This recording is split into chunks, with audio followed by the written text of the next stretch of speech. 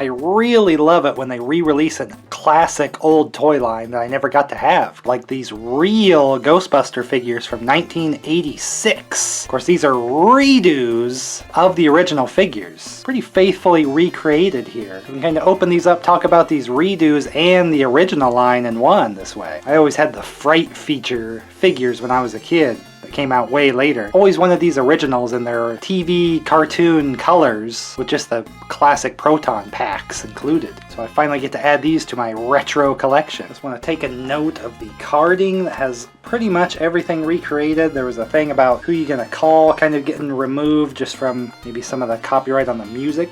But pretty faithfully recreated compared to the original card. Even the back. Very similar. The first wave in the 86 just had the 4 Ghostbusters and the Stay Puft Marshmallow Man and the Green Ghost, which we will get to. But I do appreciate that they're able just to recreate the full carding. Probably pretty good just to keep in the package because of that reason. But you know, here we gotta open it up. It's cool that it's really big. Kind of makes you feel like you're getting more out of this. You'll have to be careful with the Proton Pack beam. You can still keep the card just for fun.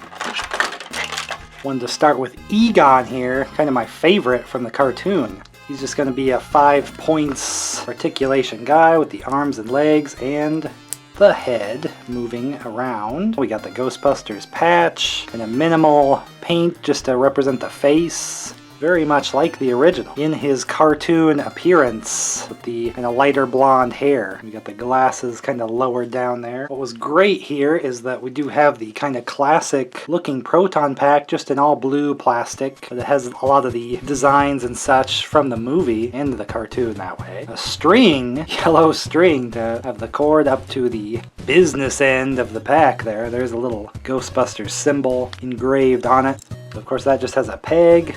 Pop it onto the back, slide in, we can hold it a little bit off to the side because the feature here is twisting the back here and we kind of get some proton beam here, spinning action. Kind of makes it difficult to display in this way. I've definitely thought about maybe trying to get pack without the beam. There's no real way to remove the actual one, unfortunately. I like the look, but I wish it was kind of removable maybe just for these redos even. This is going to take up a lot of space because of his long beam. But you can kind of integrate it into your display if you have your classic figures like this. Not a lot of features, but just the classic appearance for the cartoon. And then the toy line that was kind of one and the same for the movie as well. There wasn't any specific movie one, so you just kind of had to use the cartoon action figures for that. So it's kind of a double movie/cartoon and toy line collectible. The best feature of these, though, is that each one comes with an enemy. It's always hard to get some bad guys for your various hero kind of action figures to fight. Each one comes with a ghost, so you could always have an enemy ghost to fight. We got the Gulper Ghost, clear plastic. He looks cool and ghostly. He's hollow inside and the mouth is open, so he can kind of bite the Ghostbusters in this way. But it's also shaped to kind of go on the head, like he's really taking over the Ghostbuster. Like, so they not only did they come with like a good enemy kind of toy to have a ghost to bust, but they all kind of had a little bit of a feature, and then that really cool clear plastic that makes them look, you know, the see-through ghostly appearance. So you did get a lot with these figures, I think, even though they were just basic 5 points of articulation. Arms, legs, and head. Get the ghost and you have their classic weapon. Pretty awesome. And a feature all the Proton Packs have is being able to clip the wand onto the backpack, which is a little difficult, but you can kind of line up the top, clip it to the bottom, kind of a storage mode they can put on their back or keep their pack down, but it will still have the beam sticking up. So it's still a little awkward to deal with. Winston with the Chomper Ghost. Again, same card back, even the demonstration for how to use the accessory is just Venkman on the back of all of them. So it doesn't have any unique back carding, but they do all have unique artwork for each character on the top. Which again, would make these really good just to keep on the card. But you know, I gotta open it to show you. That's just my thing. Egon's beam kind of a pink color. Winston here with a yellow beam, but otherwise the same Proton Pack.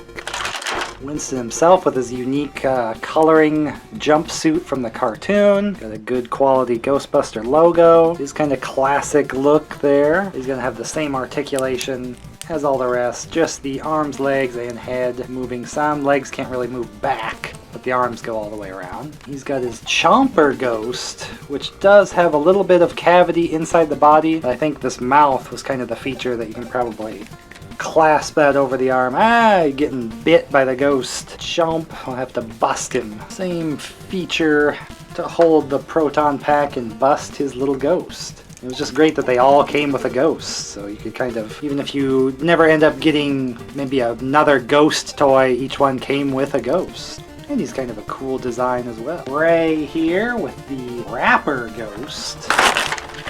Kind of a light orange for his proton beam color. Kind of match his hair.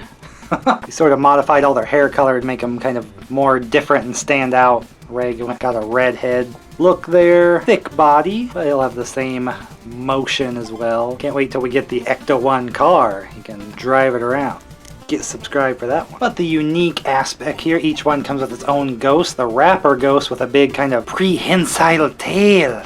So again, much like the other one, kind of fit on the head, or the Chomper ghosts bite down and kind of grasp them in different ways with the tail while it's doing its haunting. Nice, like deep purple. Got one little arm out, the other one's kind of in the body, but this one no cavity inside. But I think the idea is the tail really is the part that they can kind of hook a Ghostbuster and haul them away. And they all have a flat bottom to stand as well, so I think they'll look pretty nice. This is the most un-see-through one just because of the darker color. But just a fun ghost to go with him as well. And Peter Venkman, actually when I was trying to find these, this was the harder one to get. Seems to be the more popular character. He's got his classic cartoon look, green eyes, stylish hair there. His Ghostbuster logo looks really good on his darker jumpsuit compared to the others. But again, he's just going to have kind of the same motion, just like the rest. The only real problem of the articulation of these Ghostbusters figures is you can't put the legs back enough to kind of counterbalance if they're going to fall forward from holding the proton pack.